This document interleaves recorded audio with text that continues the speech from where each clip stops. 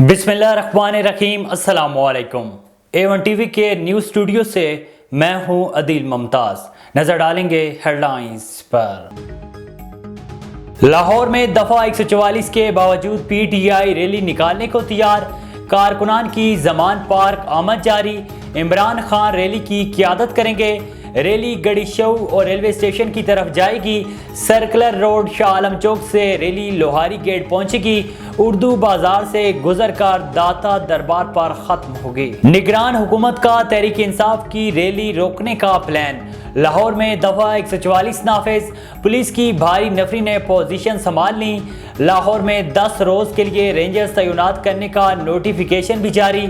निगरान वज़ीर आला पंजाब कहते हैं कि पंजाब में सियासी सरगर्मियों पर कोई पाबंदी नहीं। तमाम सियासी जमातों को इंतखाबी मुहिम चलाने की आज़ादी हासिल है। सियासी सरगर्मियों और रैली पर सिर्फ एक रोज की पाबंदी है। तहरीक इंसाफ ने दफा 144 के नफाज को चैलेंज कर दिया। बाबर अवान ने इमरान खान की हदायत पर इलेक्शन कमीशन में दरखास्त दे दी। मौक़िफ़ इख्तियार किया कि पंजाब हुकूमत PSL को जवाब बनाकर रैली रोकने की कोशिश कर रही है। रैली और मैच का रूट मुख्तलिफ है। इंतखाबी मुहिम तहरीक इंसाफ का हक है। दफा 144 का नफाज खत्म किया जाए।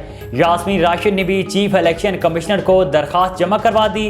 चीफ इलेक्शन कमिश्नर ने कल 10:30 बजे अहम इजलास तलब कर लिया। कांग्रेसमैन ब्रेड चेयरमैन और चेयरमैन PTI इमरान खान में राब्ता। ब्रेडमैन शेर का आज़ादी, इज़हार राय और इंसानी हुकूक की खिलाफ वर्जियों पर इज़हार तशवीश।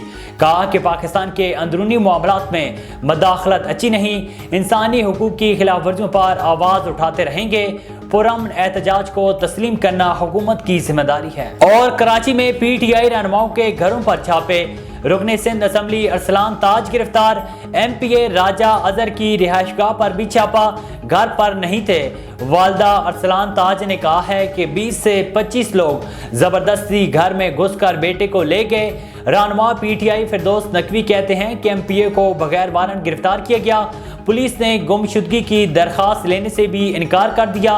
हमारे साथ गद्दारों वाला सलूक आखिर क्यों किया जा रहा है? हेडलाइंस आपने जाननी है A1 टीवी के न्यूज़ स्टूडियो से। फिल वक्त इतना ही। मजीद खबरों और अपडेट्स के लिए देखते रहिए A1 टीवी। A1 टीवी, सब पे नजर, अंदर की खबर।